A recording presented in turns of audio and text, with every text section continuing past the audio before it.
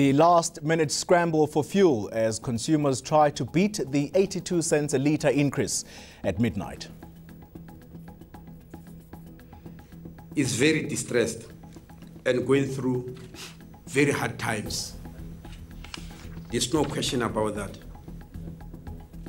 Health Minister Aaron Motsoaledi admits that public health facilities are close to breaking point.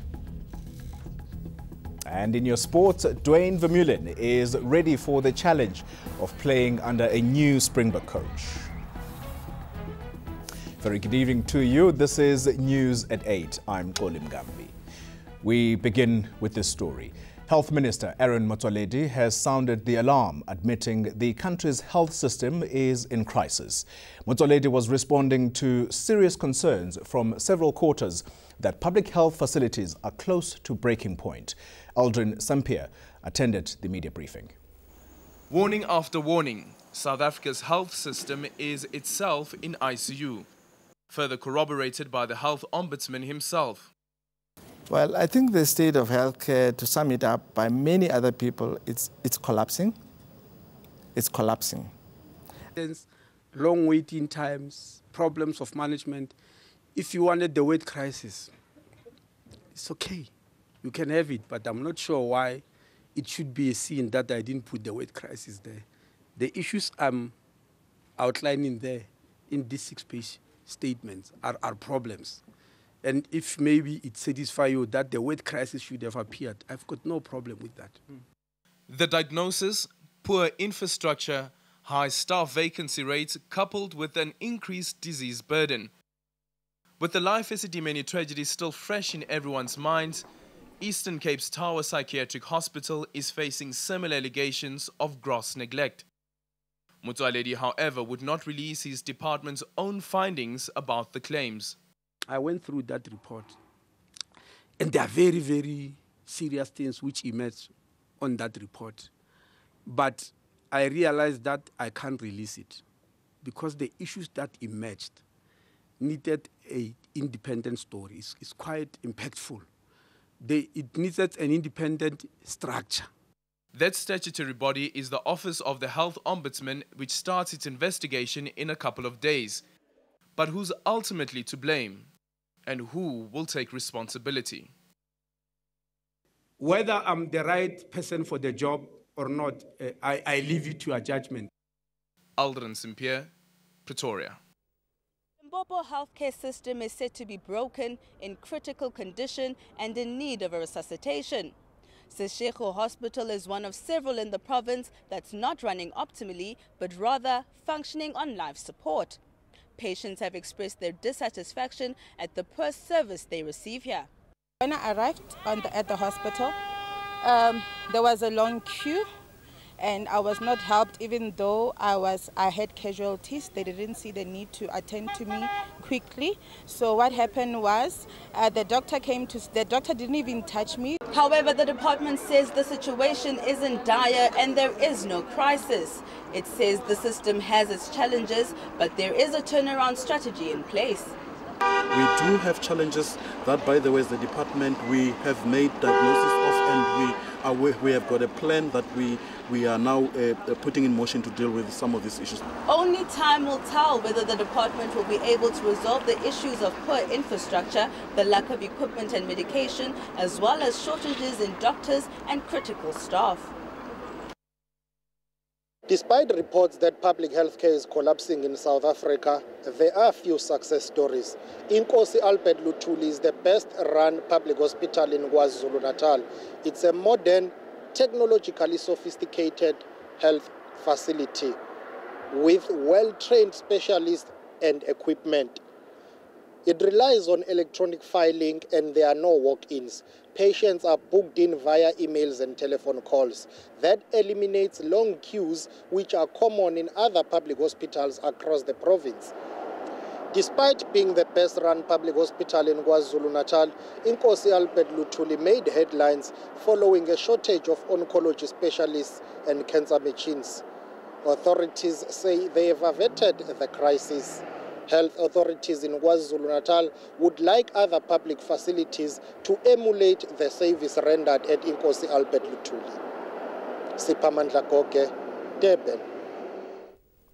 It's the news that everyone had been dreading, a huge hike in fuel prices. Petrol will increase by 82 cents and diesel by 85 cents. The increase is coming to effect at midnight. Our reporter Kaya Khumalo is out at a petrol station here in Hyde Park and he joins us now. Kaya, very good evening to you. Talk to us about how consumers are reacting to the news of such a massive petrol hike. Very much so, Goli. There has been such a sudden spike. We've just been crisscrossing around here in Johannesburg, talking to some filling station managers, and they just gave us a sense that a lot of motorists have just been coming in numbers just ahead of midnight when this essentially will take effect. But of course, Goli, let's just get a sense from one of the motorists who will just tell us as to how does it feel about one of the very steep hikes we've seen in South Africa. From your side, say, how are you feeling forking out so much? Sure, it's a big change. It's going to impact the bottom line in my wallet, but it is what it is, I suppose. We've got to still do our job, still get around. So I filled up tonight, and hopefully this tank will last me a while before the next hike. And how do you plan to navigate, the whole thing, making sure that you drive, efficiently so that, you don't waste the fuel? Oh, that's the challenge. I drive a big car. It's not so easy. But I suppose the key is to drive within the limits of your car. Don't go over the speed limits. Don't drive recklessly. I don't know. It's not so easy in a big car.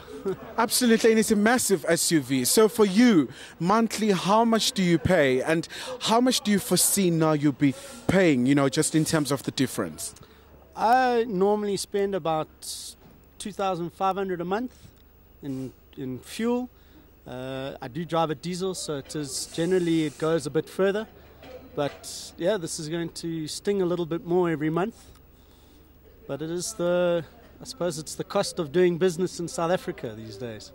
All right, sir. Thank you so much indeed for that. So, absolutely, Goli, knock-on effect, of course, not only affecting the motorists. There's so many sectors are bracing themselves to really just experience, just a bit of a rough ride, as it were. So, back to you in studio.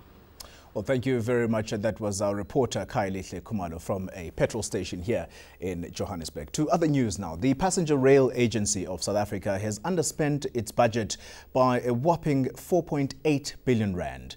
The organization also raised the ire of the Transport Minister, President Zuma, when representatives failed to pitch timelessly for a briefing at Parliament today. This meant they were unable to meet him to report back on the state of the organization. Our Tim Tongana reports. Meet PRASA's new interim CEO, Sfiso Ngcobo, eThekwini's former city manager. An appointment the DA says will work against the state entity's turnaround strategy.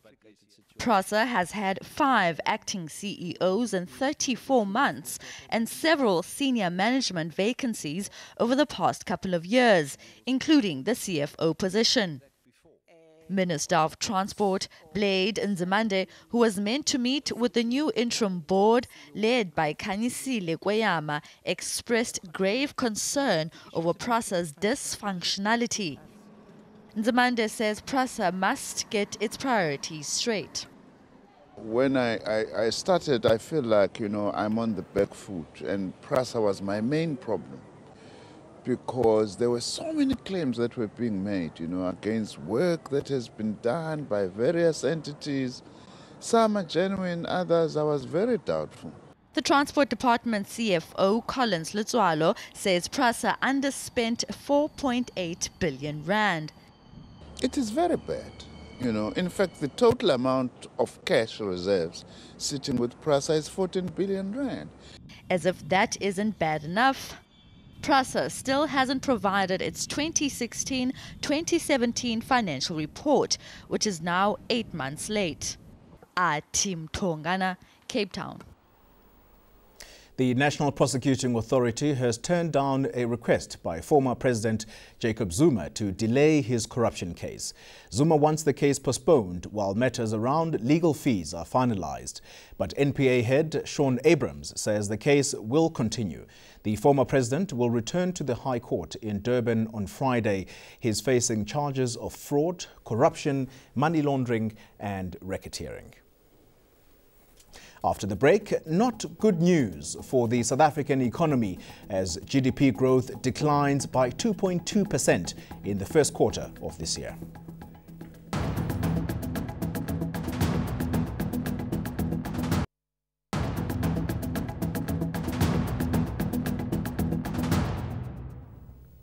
Welcome back. Judgment has been reserved in the court battle between Cape Town Mayor Patricia de Lille and the DA.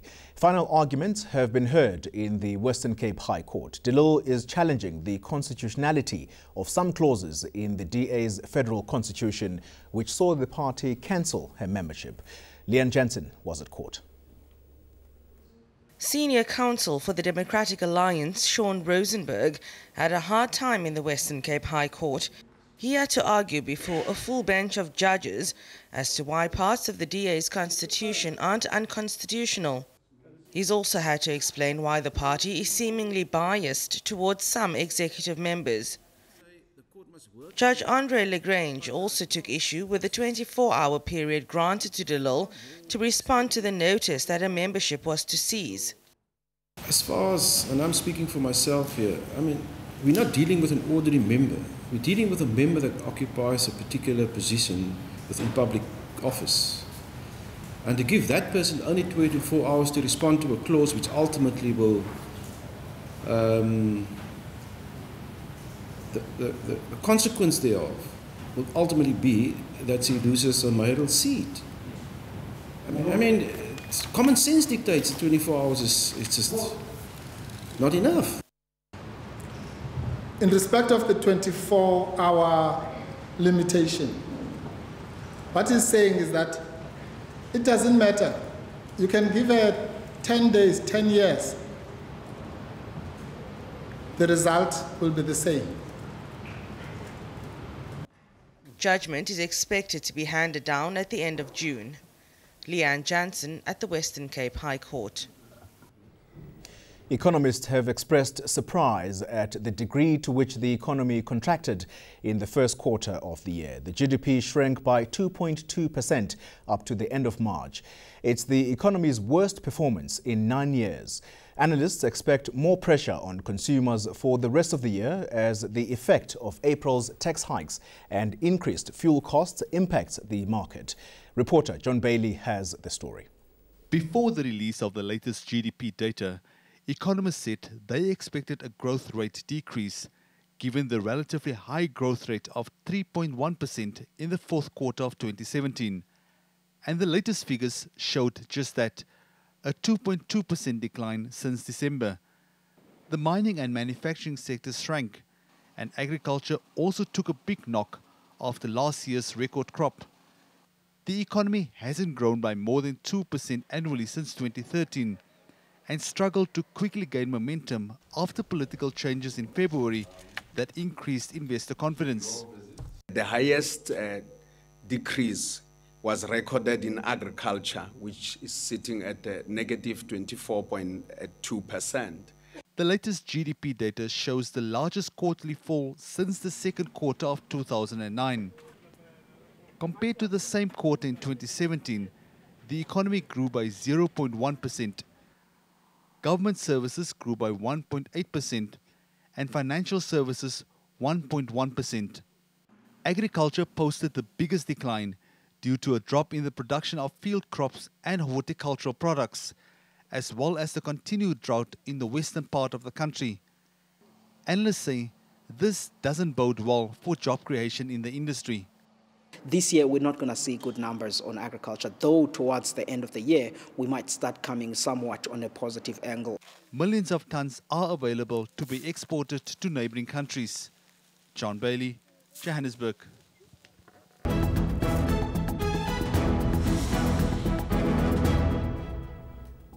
Here's a recap of your main stories.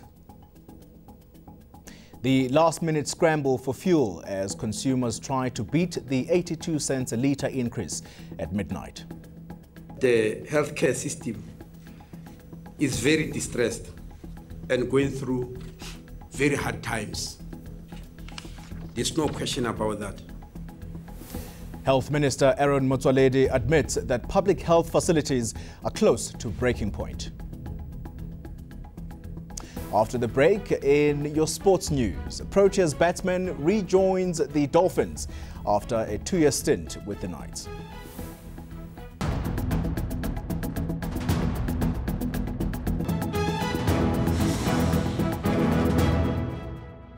Good evening, everyone, and welcome to the Weather Center. We are going to have cloud-free skies across much of South Africa throughout your Tuesday night, and this is going to allow for frosty conditions where you see the light shade of blue over the western and southern interior, the central parts of the country, as well as parts of Gauteng and the Mpumalanga Highveld. Now, we start off Wednesday with a bit of cloud over the eastern parts of the country, and we could also see drizzly conditions over the easternmost parts of KwaZulu-Natal. Otherwise, it will become mostly sunny and warm to hot for the rest of the country, particularly along the west coast and the southern parts of the country, where we are going to see a bit of high-level cloud moving through as we head towards the evening hours. Now, the Northern Cape will continue to see cloud-free skies on Wednesday, and it's going to be mild to warm in most areas. Upington and Springbok peaking at 26 degrees hot as we go towards the coastal areas. Look at Alexander Bay shooting to 34 degrees on Wednesday afternoon.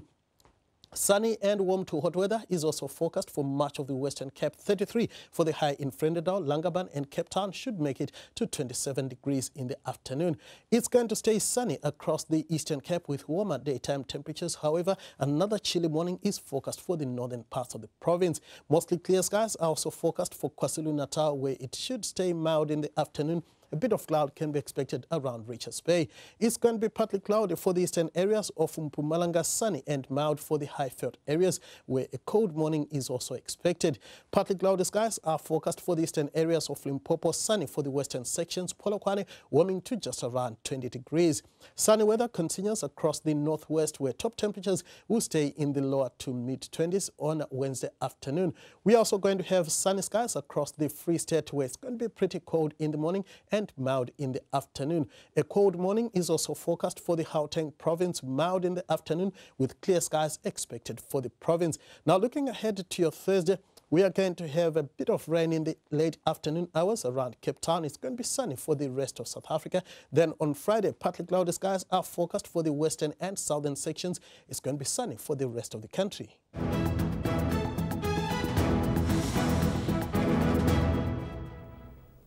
And finally, long-distance swimmer Ben Lecomte has set off from Japan's east coast in his bid to become the first person to swim across the vast Pacific Ocean. His departure coincides with World Environment Day to highlight the effect of pervasive plastic pollution on marine ecosystems. Setting out on what promises to be a very long journey. Lecomte's 2 children swam out with him for a few hundred meters before leaving the 50-year-old Frenchman to continue. Next time they will see each other is in San Francisco. He's attempting to cross the world's largest expanse of water. Lecomte swam across the Atlantic Ocean in 1998. He hopes to see his children in San Francisco after a journey of 9,000 kilometers, which is expected to take some 6 months. Lecomte is planning to swim for 8 hours a day. More than 27 different scientific organizations, some medical and some oceanographic, will be benefiting from the data gathered during the expedition by Lecomte's support team. Much of the research will focus on plastic pollution in the Pacific Ocean, specifically the buildup of plastic smog, containing billions of pieces of microplastic in the water. Mungo Poa, Johannesburg.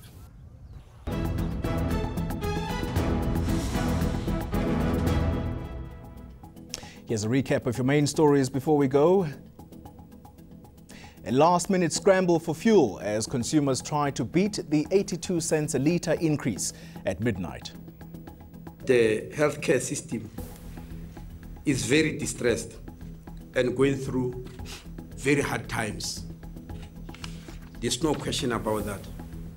Health Minister Aaron Motsoaledi admits that public health facilities are close to breaking point. And in your sports, Dwayne Vermeulen is ready for the challenge of playing under a new Springbok coach. From me and the team, it's good night.